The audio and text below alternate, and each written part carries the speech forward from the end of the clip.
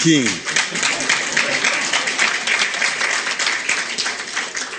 And she's sitting there in her throne. And with this other throne here. Yeah, I really look like Caesar sitting up here. Even making these chairs here, it has taken a lot of time. And that's why I'm saying I'm overwhelmed by what I've seen. And the robes that have been given to me make me feel very regal and royal. So I want to thank you really very much for doing this.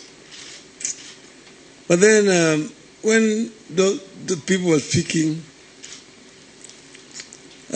my mind, reminded me of where we're coming from.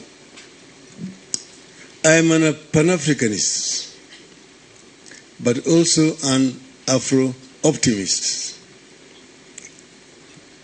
Pan-Africanists basically are those who believe in Africa and the ability of the African people to develop African continent.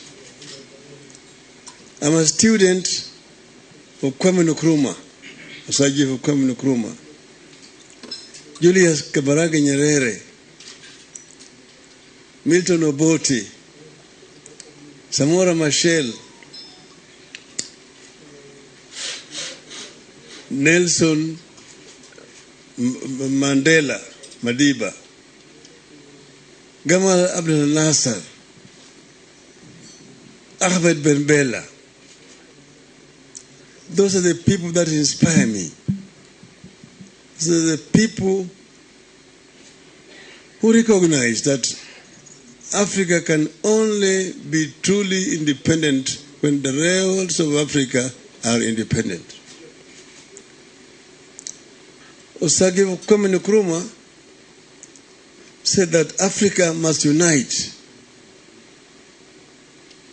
Seek ye the political kingdom first, and everything else shall be built upon it. That's what Nkrumah said. And they're the ones who then founded the Organization of African Unity. Now there was disagreement.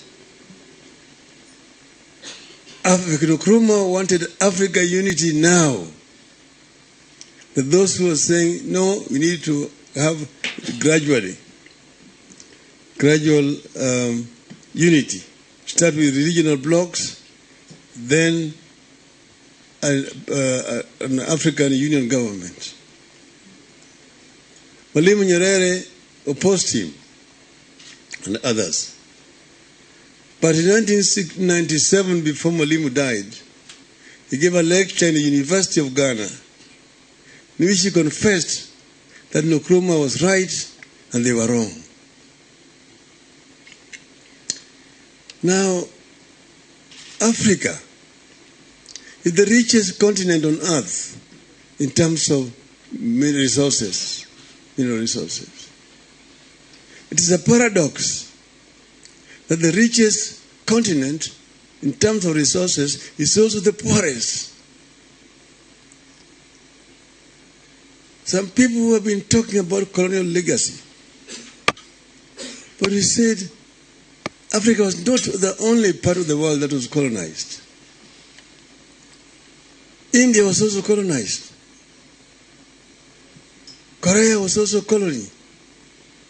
Malaysia were also colonies.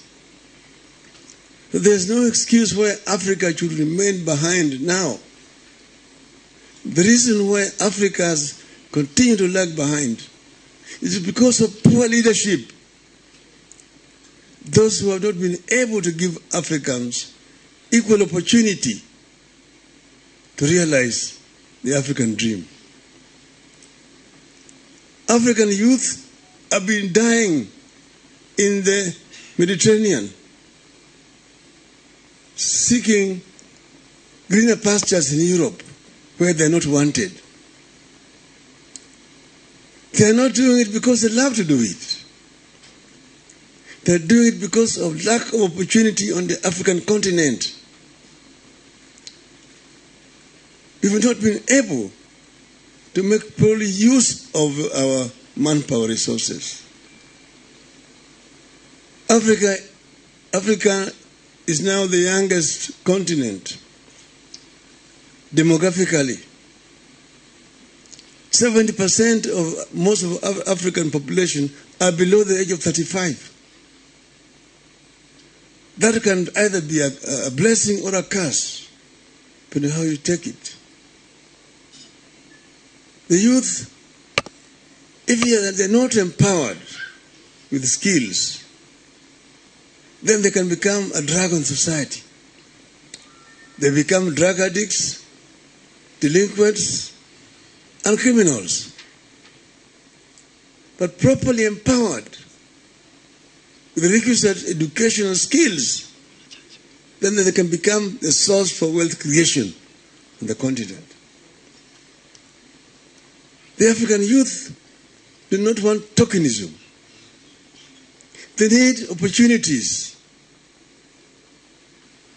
I believe in the school which says that each and every child born in our society, irrespective of socioeconomic status of the family, should get equal opportunity from nursery, primary, to realize their God-given potential.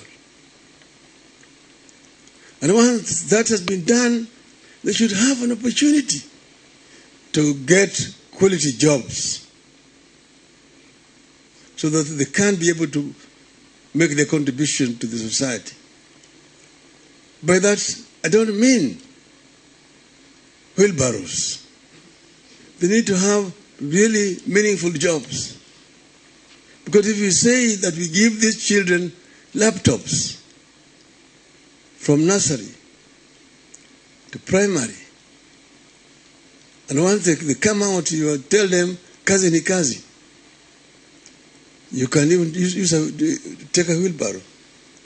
We are not going to make progress. But I know that we can. Kenya has been torn apart. We have had two revolutions. The first one brought independence.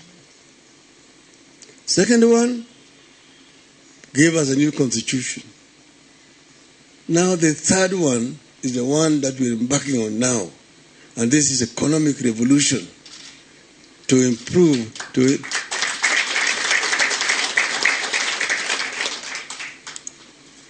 But to do this, we must unite the people. That is why 2 months ago in Nakuru, I came up with what I call Azimio la Umoja, Declaration of Unity. Why? Because unity is what's missing in our country.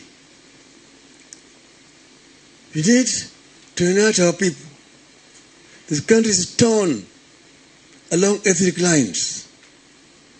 Ethnicity is a major problem in the country.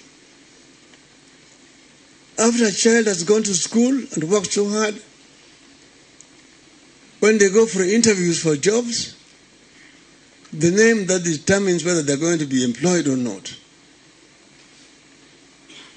that must be removed. So because Acio ni Raila Amolo Odinga kuria mukawaini wa Kempinski kuria kwina igongona ria kumutogeria ta mutogeria wa kiama kia ODM. Na riu tukwamba tuikirie oro hanini no nitugucokeria thutha wa kahinda gatari kuraihu.